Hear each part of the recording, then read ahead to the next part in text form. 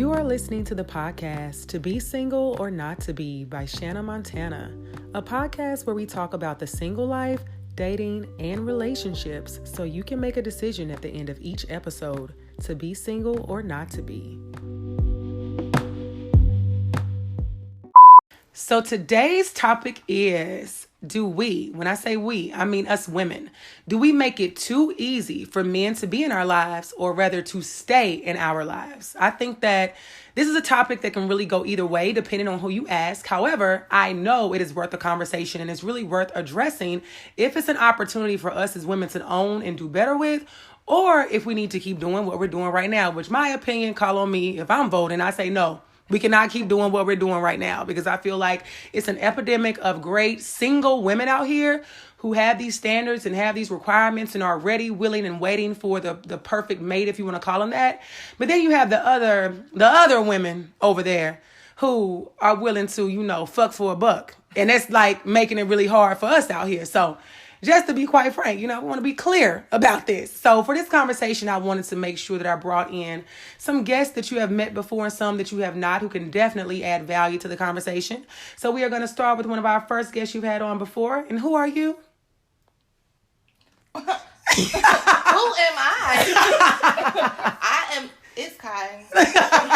Ready, willing, waiting. Those women that she talked about, that I'm talking about. That's me. And up next we have Keisha. Hey, y'all. Y'all met her before. She's back again. And up next we have one of our newest guests, her first time on the episode. So make sure you guys show her some love. And you are? Talisa. First podcast. This should be very interesting. Yeah. Cannot wait. Yeah. Can't wait. Yes, hashtag cannot wait. No, this is random, kind of off topic, but I just was looking at the Dion Cole plug, the black comedians out there. He's so fine. So he said, okay, really? That's my cousin. You be No, for real. okay. On my mama's side. Okay, he said that he said he got a gay cousin. And he was like, yeah. And he said, you about to go to the gym, I'm about to go work out, whatever he said, and we gonna meet back up in an hour. He said, slap. He said, what the fuck that mean? Sounds like a plan. So if y'all have not watched that, please go watch it. And you can start saying, Slay said don't steal his cousin shit, but I'm stealing it. Slap. So you tell your bitch we about to go. Slap. Look, sounds like a plan. All right. So now that we are refocused, and I want to say before we get started, I do apologize to the listeners for not having an episode last week. Hashtag blame TSU homecoming, the greatest homecoming on earth. Just want y'all to know that. All right. So when it comes to relationships, ladies, do you all feel that there should be requirements and standards like set up from the beginning before the person becomes your partner? And I ask this because I don't mean like day one, but you all know what I mean. Once you start giving a person real energy, and some people will say, well, no, you should wait, or I don't, that's not important up front, things of that nature. But I think it is. So what do you all think? Should we start laying it all out on the table with those lists we've talked about in earlier episodes from the beginning? Absolutely. I feel like over time, those things should come out already in your, discovery phase, getting to know someone. But if you jump into a relationship, I know personally, if I fuck up and I didn't know I fucked up until you told me I fucked up, I'm going to have a problem. Now I'm on defense. So lay it out. I'm going to tell you exactly what's going to piss me off. Yes. And when you piss me off, understand I told you up front. Yeah. So now you can't be mad that I'm And what's going to happen when you piss me off? I just had this conversation with someone about, if you do X, Y, and Z, this is going to be the result of it. Absolutely. And I'm not going to stop. It's one of those things. I'm one of those people. I'm working on it. I'm a work in progress. But if I get angry enough, I'm going to go so far, and I'm not going to stop until I feel like you are as angry as I am. Yep. It's petty. I need to grow up. I know. But that's where I am. But I think, we got to set it out up front. What do you all think? I think that it's like laying out your A to Z list is not necessary day one. Okay. I'm not going to say that. However, I think we should not date or ride this thing out blindly, because you could be doing something and you know in your head like, yeah, this is what I need, this is what I want, this is and they over there like, I'm here for a fucking good time. Yeah, and you know because you all haven't communicated, and because you haven't talked about that, and he doesn't understand what it is that your need or your desires are and what you're willing to give, and you in the same token don't understand that, so you could be with a mass murderer right now and don't even know, but because you are so like blinded by the fact that, oh, I got somebody that showed me attention, well, let's just see what happens. Yeah, you know? And we can no longer allow that. Let's just see what happens. You looking like you ready to jump in like double dutch. Hey, I'm just saying, and I'm speaking from experience, so absolutely. I'm currently in a relationship, but I think when the newness of it all, that's one thing, but as the relationship progresses, you know where you want the relationship to go as a woman. Right. And the man could be on a totally different playing field. Right. So you guys have to come together, especially if you're feeling a little uneasy about certain things. It could be something small, whatever it is. Communication is the key. And you have to make it known what your non-negotiables are. Right. Mm-hmm. Discuss things that maybe have bothered you, but I think it's important to know how to communicate, because as women, we run off of our feelings, and I have learned, okay, kind of step back a little bit, process whatever it is you're feeling, and then maybe come back and try to have an effective communication about what you felt or what you are looking for in the relationship. So definitely expressing your non-negotiables, but the issue comes in, and I might be going a little ahead of myself, is when we express those non-negotiables and we don't hold them to that standard. And we fall back. Yes. And they do something and you're like, oh, okay, well, it was just this one time. And they do it again, and then they add to that. Yep. That's because where the issue comes in, and we harbor that, and we don't. And he disrespectful. Yeah, and it said, I just read something that said, stop telling a person what it is that you will allow in your life, meaning stop telling them things you won't allow, and then allowing them. Yeah, absolutely. Why do we do this? Because I just said this, I was having this conversation about, we as women, like, we know what we want. We go into it, and you know whether you want to be single, you want to be in a relationship, you want to be married. We know all this stuff before we sign up to do X, Y, Z with anybody. Yep. And we get into it, and we have, we lay the standards and requirements. I say in a perfect world, we do all those things. And then Johnny comes along. He says, okay, cool. I can do all that you just said. And then he does none of it. Or he does 1 out of 5 things.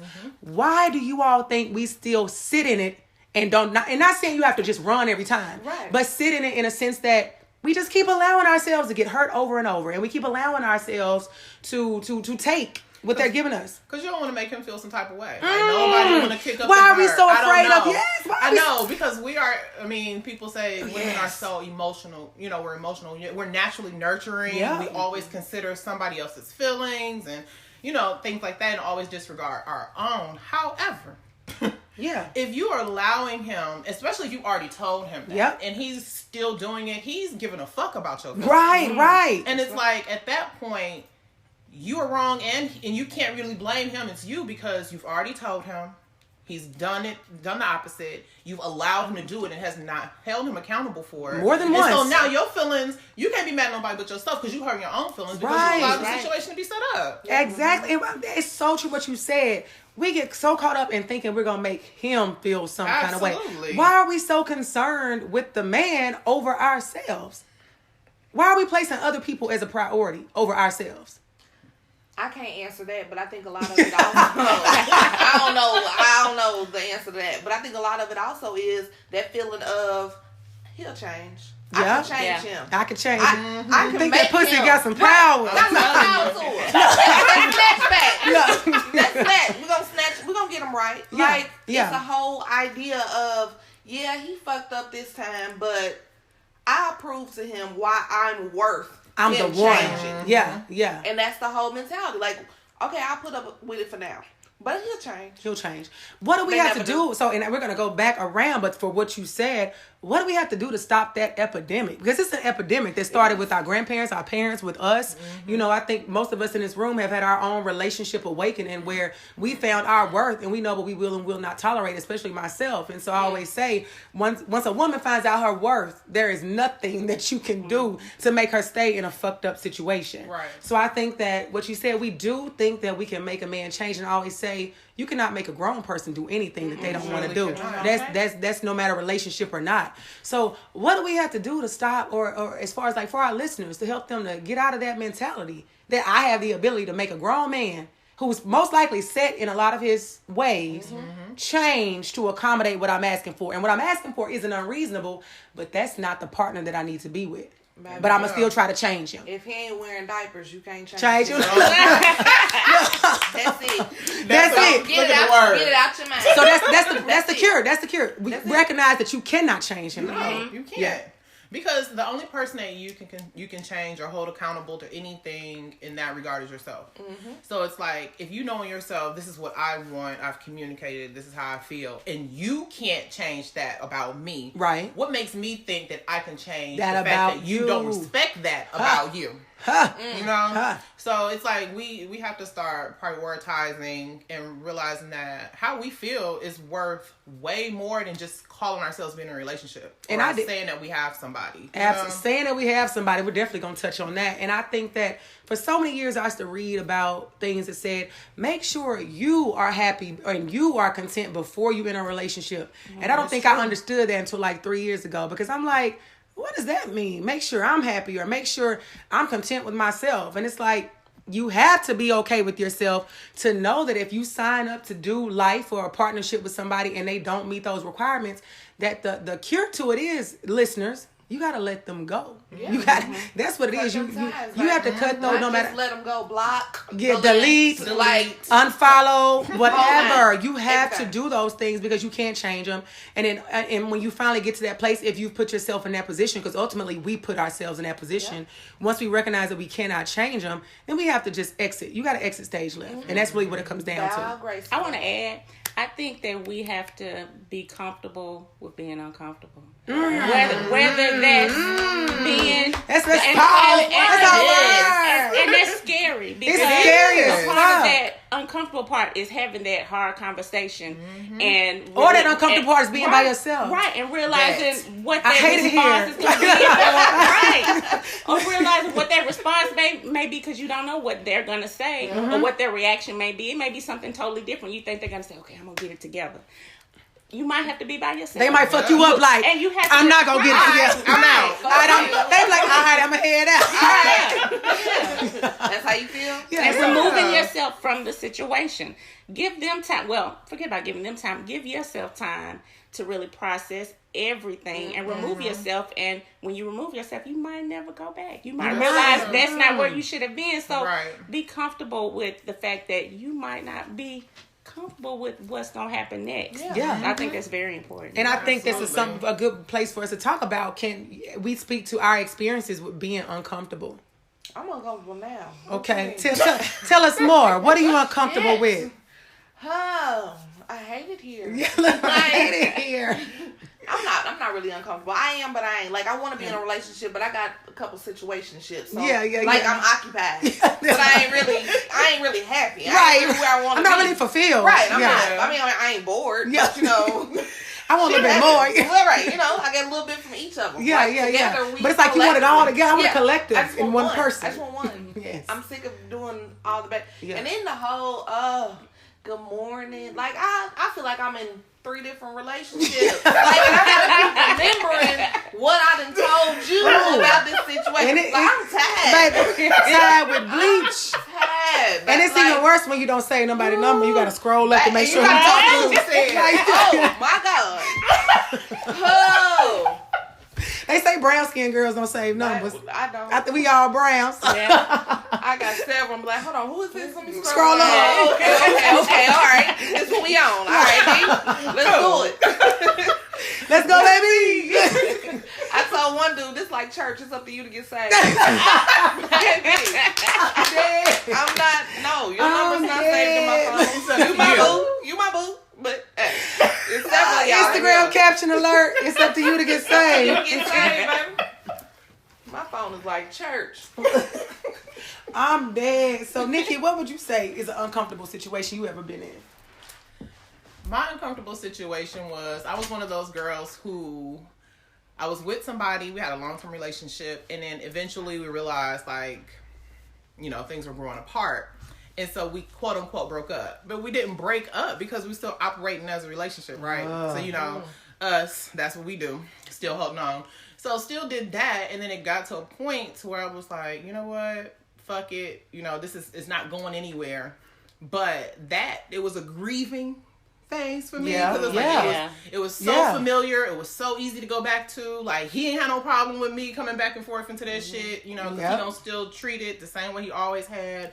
And it was like, why am I continuously putting myself back and forth? This is emotional abuse that I'm causing. It's emotional abuse. That's exactly what it was. It was like, I had to completely cut myself off from life. When I say everybody. Him, all other niggas I was entertaining at that time, my friends, my family. I was like, I have to be with myself to understand, like, what the hell was I doing? Right. Why was I doing that? And then I had to purge that entire situation. Like, I could talk to him this day, and I feel nothing. Right. But at the time, it was like, I was just so focused on, like, I had this vision of where we were supposed to be. And so I kept going back and forth. And I think we all get that in our heads. Yeah. It's like a day. Anything. And we talked about that, how we romanticize things like it's a Disney movie that you get in your head, you talking to somebody for like a week or so, and you're already thinking about the relationship and the marriage and the pictures on Instagram and the captions and what will look. And it's like, Negro, you don't even know his middle name yet. Okay. So we have to make sure we pull back from that. So what you said is very true. We have to stop. I think that's a part of it too. The romanticizing. Yeah, absolutely. Before they've even shown you any romance. Or that they're even deserving of you giving them that kind of an energy. Yeah. Yeah, absolutely. So, that was a very uncomfortable several months. To get past that. I get it. Grieving a relationship is like a real death. It sure is. It really is. That's how I look at it. I read that obituary, baby.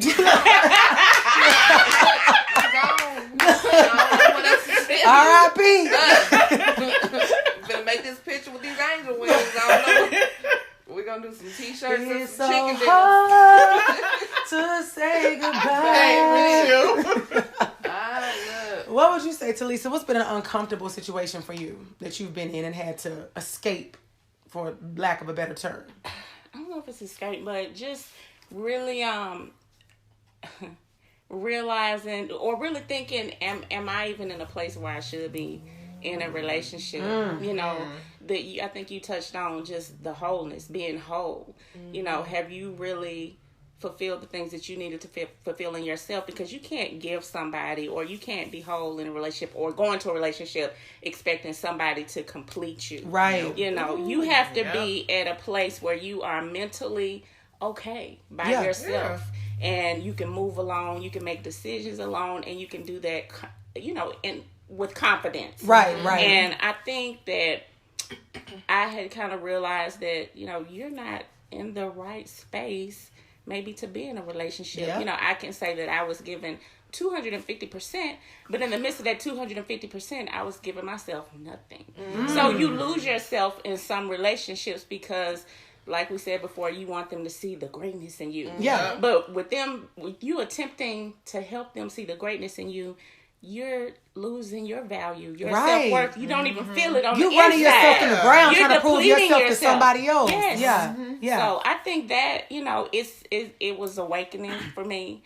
It's definitely an opportunity to continue to grow and learn about myself, so that I can be a better woman first. Yeah. And then I can present my best self to the right person. And I think what you said is so important about, we have to be sure we are ready for a relationship. And I think that, I know for me and Kyle, we can relate of being single so long that I know that when the opportunity sometimes comes about, or I meet a guy, not that I jump right to romanticizing, but I start to think, you get really comfortable in your singleness. And that's not a good thing. That's not a great thing, because you're used to, not having to, quote unquote, answer to anybody. You're used to sleeping in your bed like a starfish. You are used to just moving how you move. And then now I all of a sudden have to start thinking about letting somebody in. And I have to start thinking about giving somebody feelings and taking risk that they might hurt those feelings. And when you considering another person. Yeah. But the feelings thing is what stands out to me the most, because most times if a relationship goes wrong, your feelings get hurt. You have to grieve it. You don't like it. So it's like, it's almost like a defense mechanism where I'm like, well, let me just not do that shit, because then I don't have to worry about getting hurt. Yep. But then I have to stay in the land of where I hate it here. Like, so then you stay over here where you are super single. So you have to be able to recognize if you're ready for that relationship. And if you are, to just be open to all that comes along with it, the good, the bad, and the ugly. And one of my good friends who is married told me, she said, think about it like this. If you get with the right person, if you have bad times, remember, it's just bad moments. She says moments. Yeah. It's not bad everything. Right. It's not forever. But when you were a fuck boy, in my experience, it was a bad everything. It was a bad, everything was bad. So I think, too, you have to, you know, I talk about this with history. You know, you say if you don't know your history, you're doomed to repeat it. Mm-hmm. And I have to get out of the mindset that, you know, my history was so messed up with guys that I don't want to have that constant loop playing in my head when I meet other guys that you're going to do the same thing. It's going to be the same shit, you know. So I think we have to just make sure we are aware of that so we can move differently. And with that, what you said that, you know, your history, it's like, that's where you have to take that time to like identify not what, and it's easier to say like, what did he do? Yep. You know, what type of person was he? What type of man I'm not going to get with? Right. But you also need to recognize what part you played in it. Yeah, gotta own it. It keeps repeating own itself. It. You know? It's like, who am I attracting? Absolutely. Because I attracted 2 niggas back to back that was the same person. Okay. And I knew it was something about me. Yeah, I had to change my energy. Yeah, you know, now I'm over here realigning my chakras, honey. So I know my energy was fucked up at that time. So it's like I'm in a different space where now I think I am attracting better mates. So I don't have a mate, just for any listener knowing, I said better mates. But I'm attracting a better caliber of man. So now it's like, Shayna, you have to be able to say, okay, this is a completely different person. You have to give them a fair chance. And I think we have to be open to that. So, but now back to the bullshit. So as you said earlier, Keisha, you mentioned about how when we are setting the standards and requirements, and sometimes when we don't do it because we don't want the guy to feel some type of way. What is that about? You feel like you about to say something? I think it's fear. Yeah, I think we're afraid. What are we afraid of? We don't know what's coming. What's coming? What they're gonna say? It really doesn't matter, honestly. Or are we really afraid of being alone? And if we make us feel some kind of way, it's a lack of. If I say something, he gonna leave. Right. Let him. The fear of being alone. You need to be gone. What TD say? Let him go. Exactly, and the lack of confidence. Okay. You know, when you really think about it. You know, if we are really confident in ourselves and our value, we will leave a situation, not as soon as, because things will happen. Right. But when we see a pattern, or we see that let's say it's a couple of non-negotiables that you will not bend on, and they have done that, as soon as we see that, and we see the lack of respect, we gotta bounce. Yeah. And if they come back to us, they know they gotta come correct. Hopefully. Or just stay away. Well, some will come back and not want to come correct. They will just come back. They're just trying to see what they can get away with. We gotta stop letting them come back. Exactly. Yeah. There you go. That's it. Yeah, that's it. We have to. This is the line. You crossed it. Yes, some of these niggas are habitual line steppers, in the words of Charlie Murphy. So we have to stop letting them cross the line. But it's fear. We are afraid to be alone. We are afraid we're going to upset them. We are afraid of so much. So how do we get away from that? How do we get our confidence back? How do we get our self-respect back? How do we find ourselves, find our way to stop allowing the man, because really it's ultimately we're letting the man drive everything. They are the driver. What do we do to stop that? Like, stop putting the responsibility of our happiness, our fulfillment, our wholeness on another person. Right. Who is not, they're not obligated to make sure they are not. And like you said that we can't come into anything thinking somebody's going to complete us. If you're not a complete person, when you meet another person, you're going to continue to let that happen. You're going to continue to be that same mat that they step over, or that door they come in and out of, or however you want to label it. Like, because we're not coming in a situation honestly saying, okay, I know where I'm at in life. I'm good. I'm happy. I'm at peace. You know, it's good if I could be with you, but if you're not, I'm still good. I'm still good. It's not a requirement. I don't need you. Yep. But it would be nice to share whatever this walk is of life with another person. Absolutely. But you got to be respectful of my shit. Yeah. Just like I'm respectful for yours. Right. It goes both ways. And that's the thing, is like a lot of us, and we've all done it at points, older, younger, in between, is that we allow somebody else to dictate how complete of a person we are.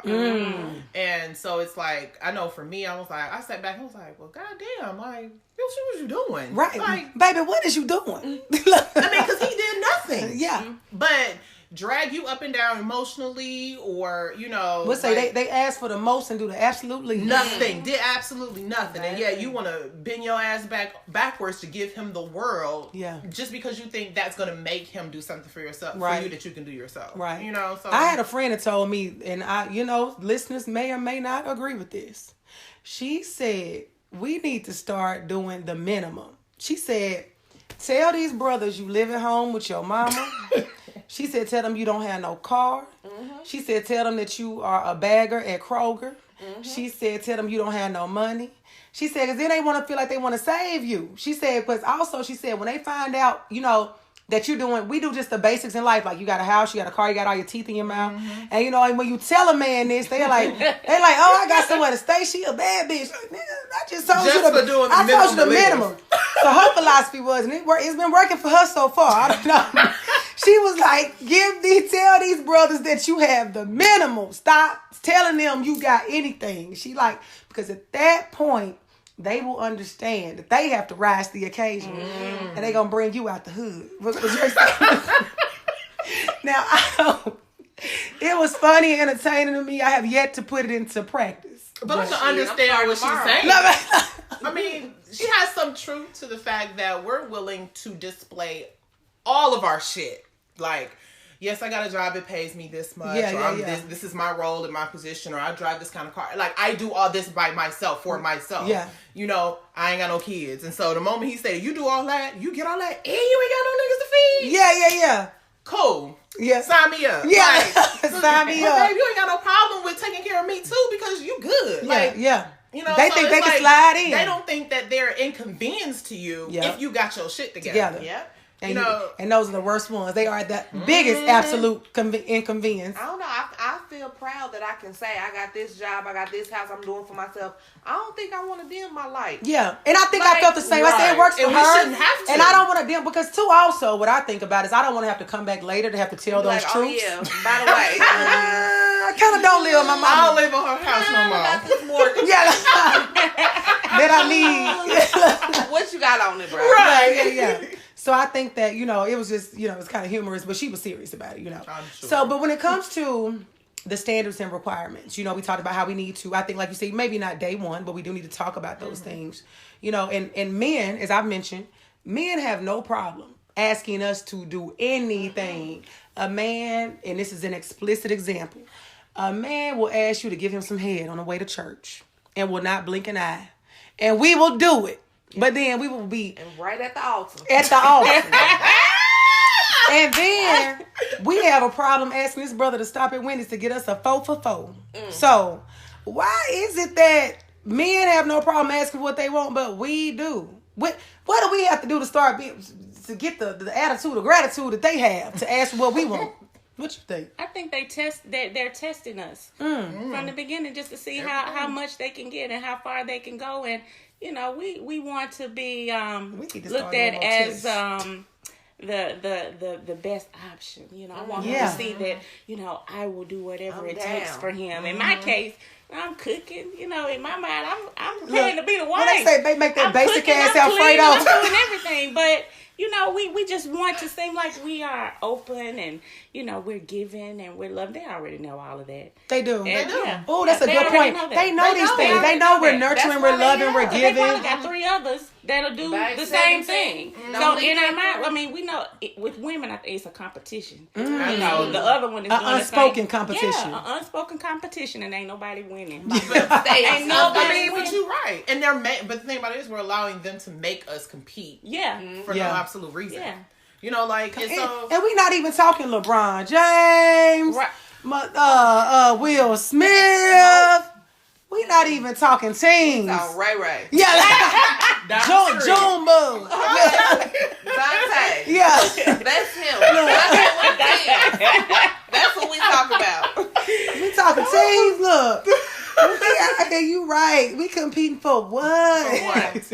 And it's like we feel like that's that's the prize. Like, at the end of the day, okay, if I show him I'm a good woman, you know, that I could cook, or he'll always be satisfied when he with me, type shit, then he'll never want to be with nobody else, or he won't have to look at anybody else.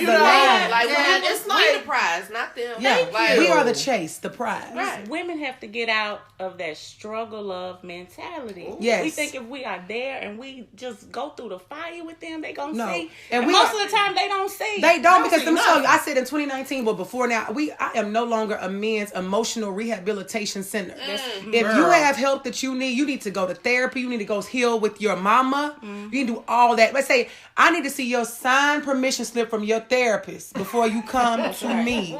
Talking about the trauma that you need me to heal that's unspoken based on your actions. So you're right. They have to do the work, but we have to stop allowing them to show up so damaged and thinking that we can fix them when we still have to fix ourselves. Absolutely. It's a constant. With women, I believe, most of us do so much self-work to constantly improve and do better in so many ways.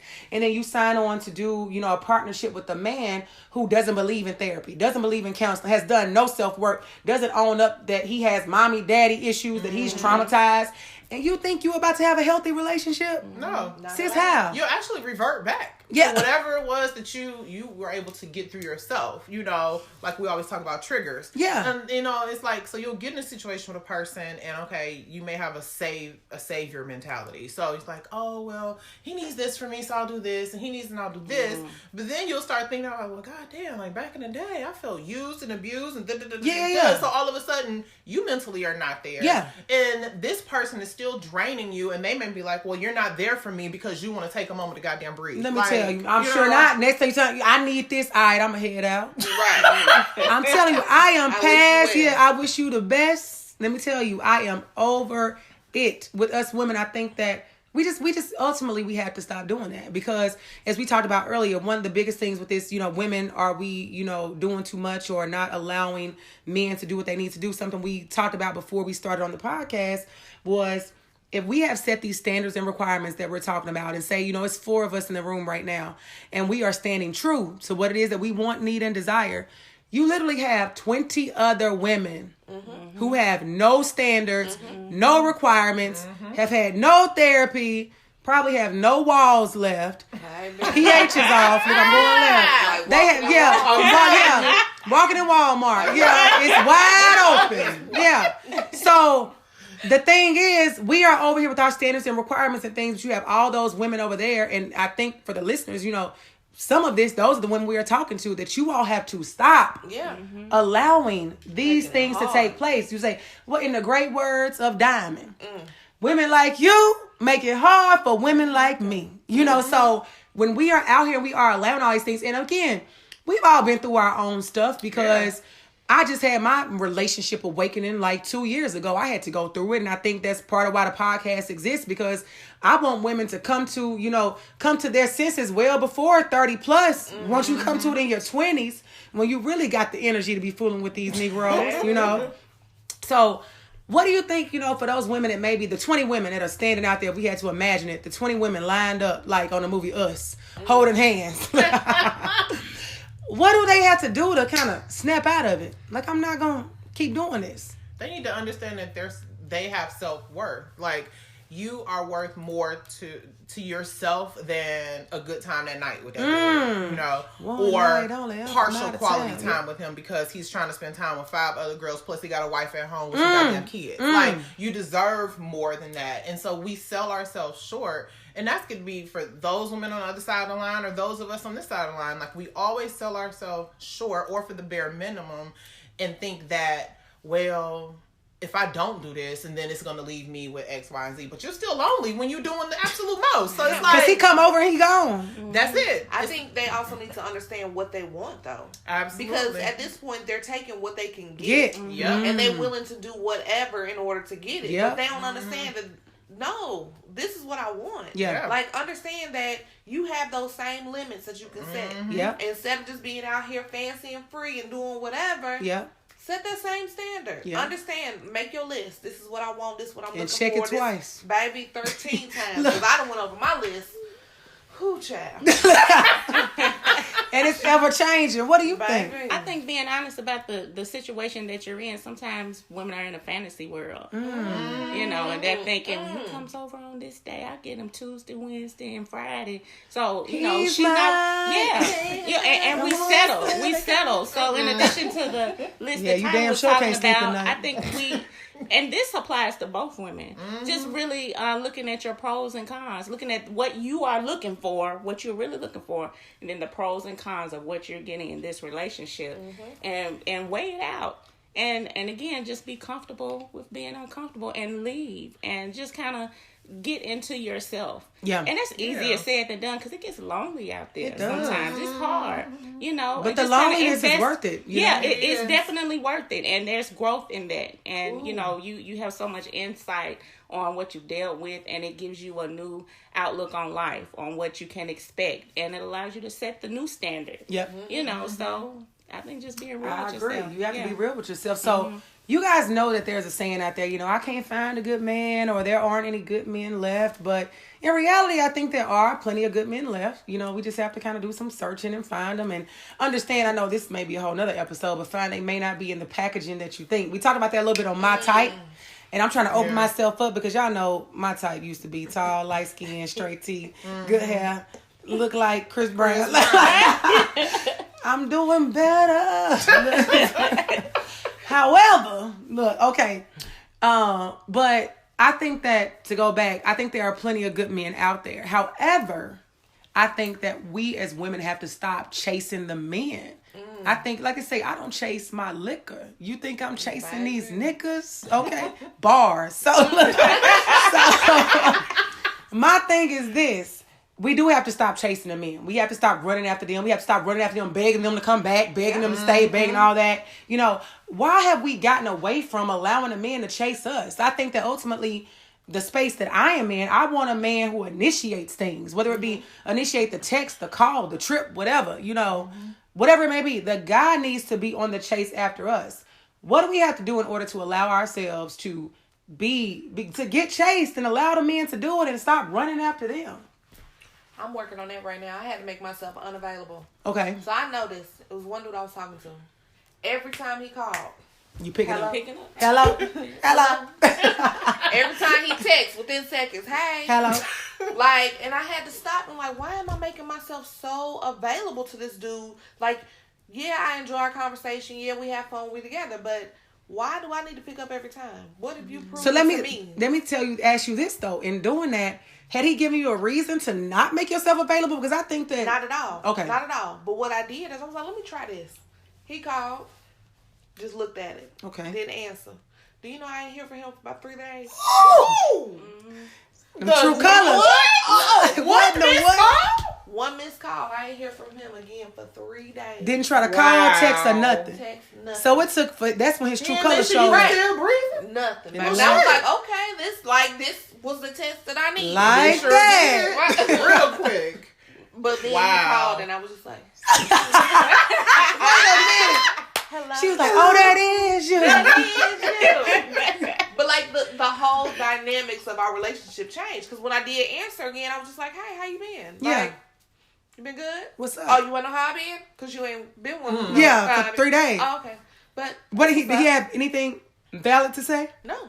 I mean, like, also I didn't expect anything out of him. Like, I didn't really ask, like, where you been for the last 3 days? Because we wasn't that far into it for me to be questioned like that. Yeah. I was just like, oh, okay. If I meet a nigga tonight, I know to know tonight. But he showed you his expectations of you. Exactly. Woo. Like, and I laid back. Like, all right. Like, I don't have to put that much effort into this anymore. The buck stops here. Put a fork in that nigga, he's done. We still but it's very casual. It's very relaxed. But it was good. Yeah. You have to do those things. And I asked that question because I was like, sometimes I've thought about that. Say if I'm texting with a guy and, you know, I text right back. I've had that thought, like, should I be so responsive? Right.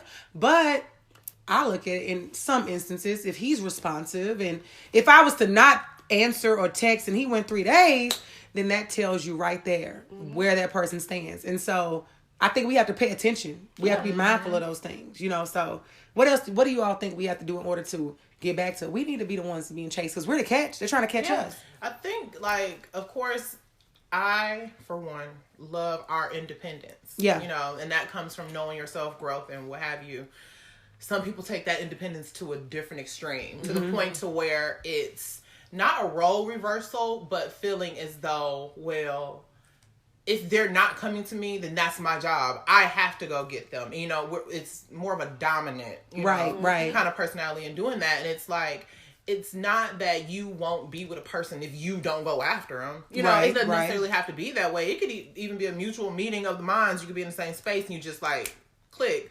But I don't feel like we need to be chasing after a guy because it's like at the end of the day, you're just trying to get something that people think that you should have. Yeah. So it's like, oh, I'm at this age and I'm not a man, so if he ain't coming to me, I need to go and I get had him. a friend that bring that to my attention because I told her how I'm really struggling with, you know, trying to take the single hat off. And she was like, Shayna, just make sure you really are ready for a relationship and not thinking because society says it, because you see people around you doing it, because you're now 30 plus, that you...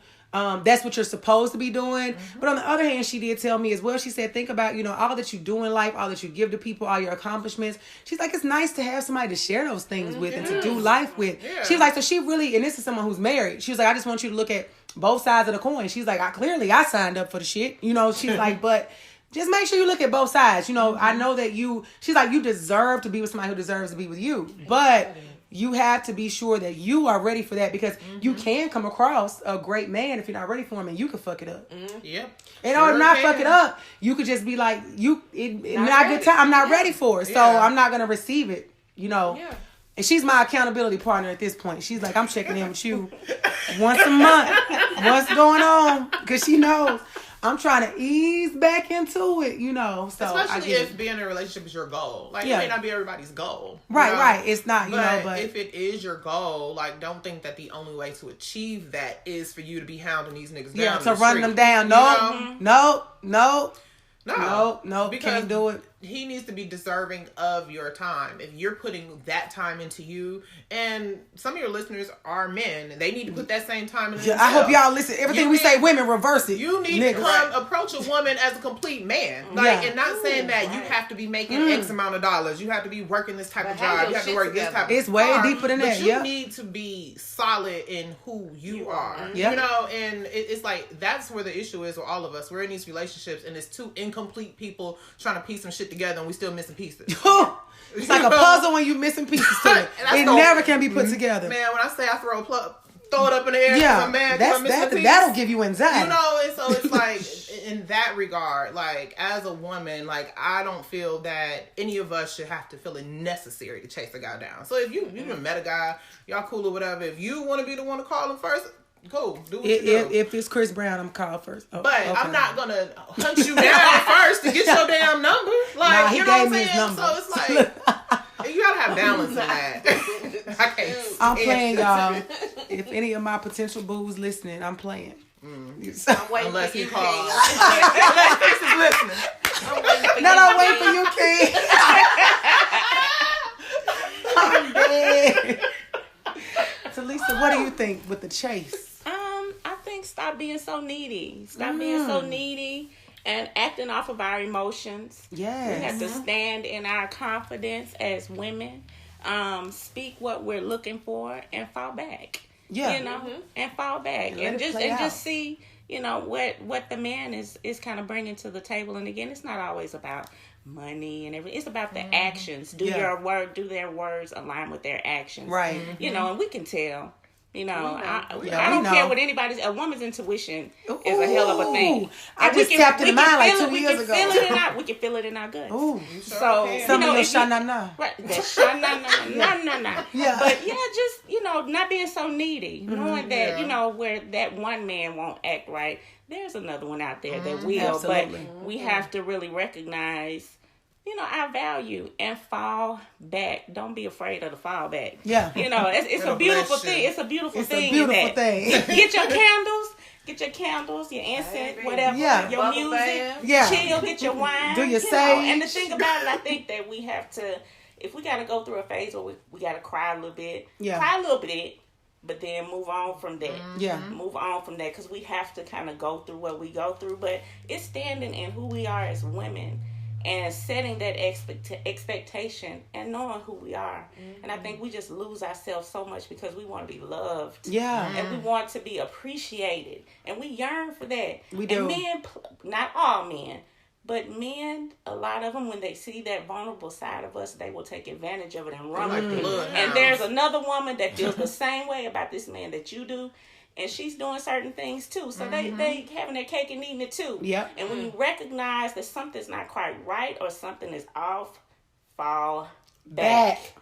That's the key word. Fall back. So tell me, and that makes so much sense. And I think that for women that don't get the fall back that is necessary, it's almost like sometimes I feel like women have a desperation about them. I call them desperados. You know, it's kind of like they're out here and they're just grabbing and clamoring at any and everything. Where do you all think that's kind of come from? For these women to be out here just wanting and accepting anything that comes their way? What? Maybe it's a lack of love from the past. It is. Maybe your father issues. Okay, daddy issues. You know, things like that. Again, I think, me personally, I'm going to tell you, and I'm being kind of really transparent right now, but when I think back to some of the issues that I've had with men, and I haven't had a ton of relationships, but the ones I have had, I just held on to them so tight. Yeah. And it's like I leave and come back. I'm like, okay, we're going to get it right this time. He gonna see I'm great. But I think back, there was a particular time when I think I may have been in the 2nd or 3rd grade, and I was at school, and I was leaving out of the classroom, and I saw my father. Now, mind you, he wasn't really in my life. Okay. But he always lived like a street over from me.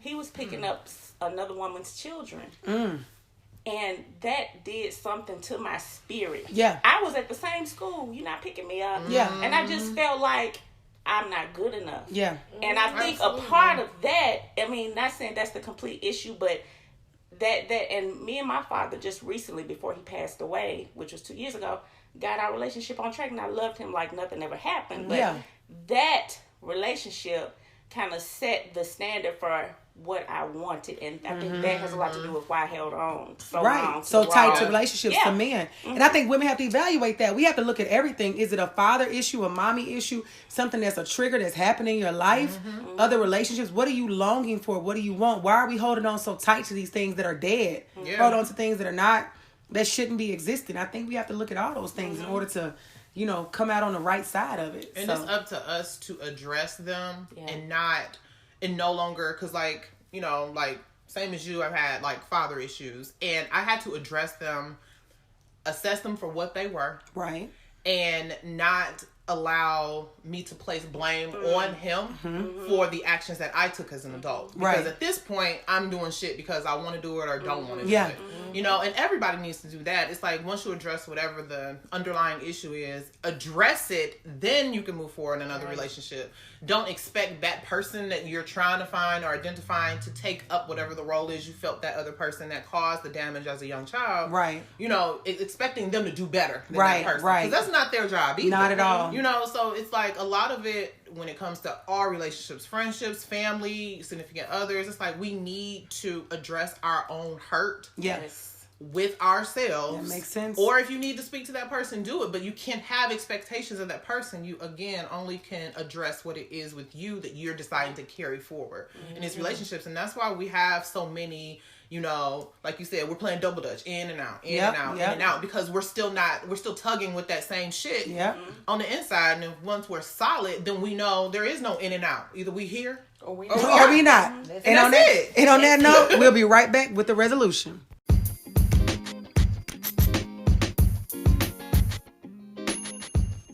We are now introducing a new segment to the podcast. This is called Living Single. We want you guys to send in any of your relationship questions, if you need advice, or if you just want to give feedback on the show on a topic that we've discussed. Feel free to DM them on Instagram to Shanna Montana, or you can inbox me on Facebook, Living Single, and we'll definitely be touching on these topics on each episode going forward. All right, so we're back with the resolution. So for this segment, we're really just going to do a quick round table to talk about, you know, in regards to us women, you know, if we're doing too much, if the person feels that we are, or if we are not. What do we have to do ultimately to solve this epidemic? And if we're not, what do we have to do to keep doing the same thing? But I think that everybody's going to be on the side that we all have some work to do. Us women do, because ultimately, and I think this has been since the beginning of time, the woman has always done the most. I think it goes back to Adam and Eve. She was out there doing the most, so I think we have to look at, how do we get past this and work through this so that it's no longer 4 women in a room that are doing the right thing and 17 women standing up doing the wrong thing, where at that point it's 21 women all doing the right thing. So we'll start with you, Kai. What do you think we have to do?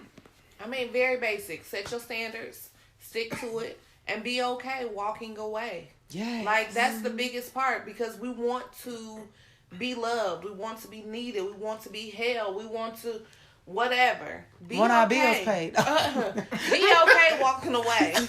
I told the dude the other night he couldn't come over because I wanted to sleep. I didn't want to scoot over. I love it. I don't want to. I'm cool right here in the middle of my king-size bed. In the middle. I don't want to move over. Yeah. So no, I'll see you tomorrow. Yeah. Like, be okay saying no. Once you set that standard, be okay with it. Stand firm in it. Stand firm. Tall. Own it. 6 inch. Yeah. Stiletto. 5. In Booty the pop. club. Be okay. I love it. Be okay. What do you think? Understand that, like she said, it's stand in your shit. All your decisions, all your mistakes, all of it. And be good with being independent. Yeah. But also know that independence comes with me knowing that I can make myself happy. Yeah. I can bring myself peace. I can take care of these things. But I also, if that's the situation, desire to have someone who's on this ride with me who deserves to be there. Mm-hmm. So it's stop letting people get these free rides down the street. Stop letting them get these come-ups that they did not deserve. Be okay with it being you. That is what the ultimate prize is that we said before. You are the prize. And that they themselves need to also work on them to be able to see themselves being worthy to be on this ride with you. Because at the end of the day, when you close that door, it's you in that room. So are you still good with whoever's left in that room? With you. Or do you want to box them down? I'm telling you. I like that. Yeah. Love it. What do you think? I say hold yourself accountable for your happiness. Be accountable for the things that you want in your life. Try to be complete. Well, be complete, not try. Be complete within your whole self. Do the work. Figure out what the root cause of the reason that you're going back, the reason why you're accepting certain things. Really dig in and figure it out. And pull back, fall back. Really get to know yourself and accept the thing, the good, the bad, and the ugly of you. Mm-hmm. Really look at what you've accepted and ask yourself, why have I accepted that? And write down those pros and cons and really look at it and study it. And that'll teach you a lot about you and why the relationship has gone the way it has.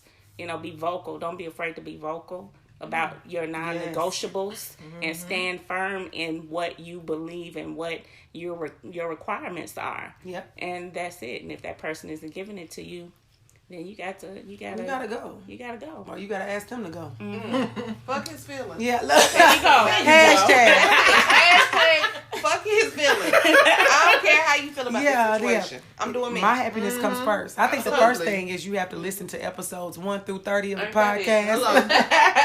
Let's get there. All right, let's go there first. You gotta listen to all of those. But I agree with everything these ladies said, and I think that something you said stood out. You have to do the self-work. You gotta figure out what it is I have to work on. And you have to know what direction you need to be going in. You need to uncover, am I ready for a relationship really or not? Mm-hmm. And if I am ready for it, okay, let's dive into it. But once you start to see those red flags, don't dismiss them. Mm-hmm. Welcome them, understand them, and let that person know, I see what you did. I see you and what you're not doing. And this is what I'm not going to tolerate. Now, I'm not saying that, you have to exit immediately. The first thing, I think there's a window of opportunity. But I'm not saying give 30. It's not baseball. I'm not like 3 strikes you're out. With me, it really is kind of like 1.5, about 2, because I know players fuck up too, so right. I just very well might. But I think that if you have set the standard, those standards and requirements that we talked about. We can't be afraid of that. We can't be afraid of losing them. We can't be afraid of being lonely. We have to sit in that because the loneliness comes in waves anyway. Mm-hmm. It comes, it goes. You know, you can turn on Netflix, have a drink. It's stuff you can do to move that along. You know, relationships, you still have you still have loneliness periods, and I think I'm manifesting that I want a partner that doesn't live in Nashville. So I think that I'm definitely gonna still suffer from some of that, but that's okay. I think because where I am right now, I just really don't know if I want somebody who's like so easily accessible to me all the time. But that's for another day and episode. But I think that based on what all these ladies said, we have to just listen to this. We have to do the work. And when we talk about, we'll just say, 4 out of 17 women are out here still requiring a man to do the least. And we have to stop allowing that. So I think overall, ladies and gentlemen that are listening, gentlemen, make sure you've listened to everything that we've said. Take it to heart. This is not male bashing. This is male education. Hello. And I think that for the women, you have to understand, whether it be your age or where you are in life, whatever that case may be, to understand, what do I want to do next? And depending on what you want to do next, take those proper steps. But don't be afraid to take whatever steps it is that you need to take in order to be happy. And on that note, let's give everybody a round of applause for a great episode. Your opinions are always valued and appreciated. And we will be right back for the Montana Minute.